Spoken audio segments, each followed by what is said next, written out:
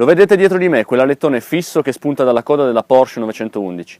È l'elemento che da sempre identifica la versione turbo della sportiva tedesca e con quest'ultima siamo arrivati a 560 cavalli, 318 km/h e soli 3,1 secondi per accelerare da 0 a 100.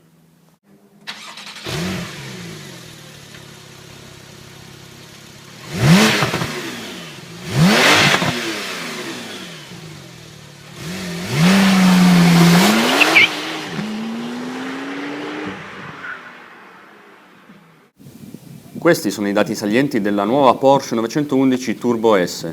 La lettera si trova qui sul cofano motore della variante più performante del modello. Poi guardate quanto sono aggressive queste prese d'aria dietro e davanti alle ruote posteriori. Stesso discorso per i cerchi, con le pinze dei freni gialle. Qui sotto c'è il sistema elettromeccanico che permette di sterzare le ruote posteriori. Dopo cercherò di raccontarvi che cosa comporta tutto questo nella guida. Mentre davanti, eccoci qua, si trova lo spoiler a posizione variabile che modifica l'aerodinamica in funzione della velocità. La linea della nuova 911 Turbo comunque mi piace molto, soprattutto perché non è stata appesantita nonostante il vistoso alettone posteriore e questi grandi rigonfiamenti sulla carrozzeria.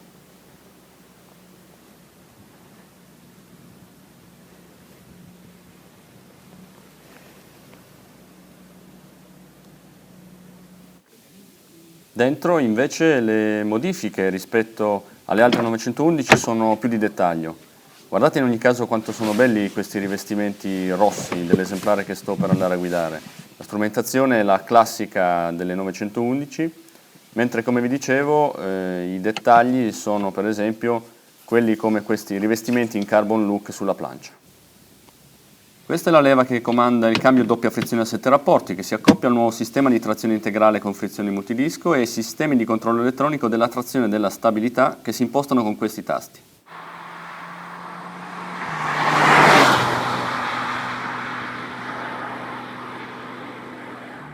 E allora seleziono la modalità Sport Plus, la posizione più rigida degli ammortizzatori e sono pronto per la novità tecnica forse più importante della 911 Turbo, condivisa anche con la 911 GT3, le 4 ruote sterzanti.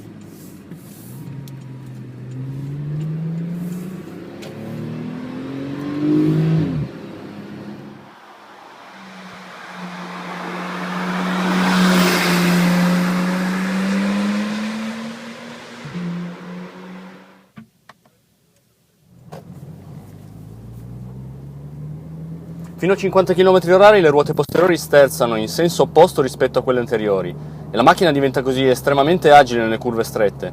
Vedete quanto poco angolo volante devo dare per cambiare direzione?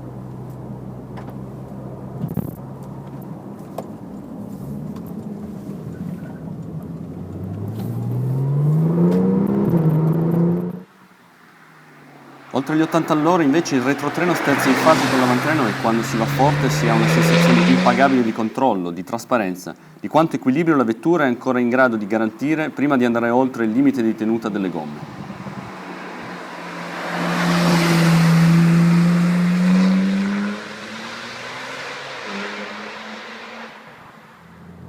Capitolo motore. Il 6 cilindri Boxer 3008 ha 2 turbo, uno per bancata.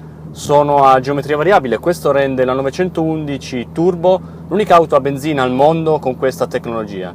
Praticamente non smettono mai di spingere, sia che si tratti di riprendere velocità con una marcia alta inserita come in questo momento, mettiamo la quinta, vedete premendo il gas senza scalare come viene su fluida,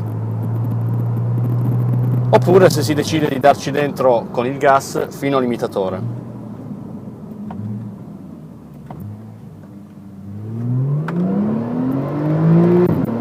Eccolo lì, 7200 giri, sentite che bel rumore metallico, acustico fa questo Boxer.